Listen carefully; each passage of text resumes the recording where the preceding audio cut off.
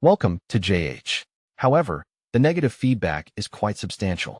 On review platforms such as SiteJabber, many buyers give the experience only 1 or 2 stars.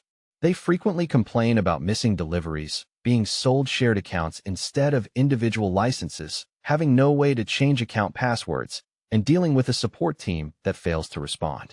Reddit threads provide even more warnings, with users reporting that they received login details for someone else's account, only for the password to be changed later. These behaviors are major red flags. Another major concern is the lack of transparency. The business model, terms of service, and refund policies are quite vague in certain areas.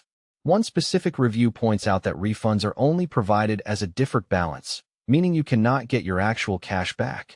If something goes wrong, you might end up with store credit instead of a real refund, which is very frustrating for users. Additionally, support responses from the company often consist of generic templates telling you to contact the seller directly rather than the platform taking responsibility for the transaction. On the other hand, some individual sellers on Difmark do appear to be trustworthy. If you carefully check seller ratings and only buy from high-volume, well-reviewed vendors, you can certainly reduce your risk. However, because the platform operates as a marketplace for many different sellers, it inherits the risks associated with each individual vendor. My overall assessment is that if you are very price-sensitive, you must understand the risks involved. Only buy game keys, avoid purchasing accounts entirely, pick a highly rated seller, and accept the possibility that you might lose your money. If you do that, you can use Difmark with caution.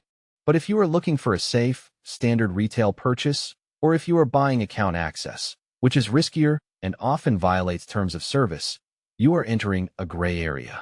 My final verdict is that Difmark is not a blatant scam in every case. There are genuine buyers who receive exactly what they paid for, but the site carries a much higher than average risk. It lacks the transparency, buyer protection, and consistency you would expect from mainstream game key stores. For many users, the question of whether it is safe really means, are you willing to accept a potential loss? You should only proceed if you are comfortable with that possibility.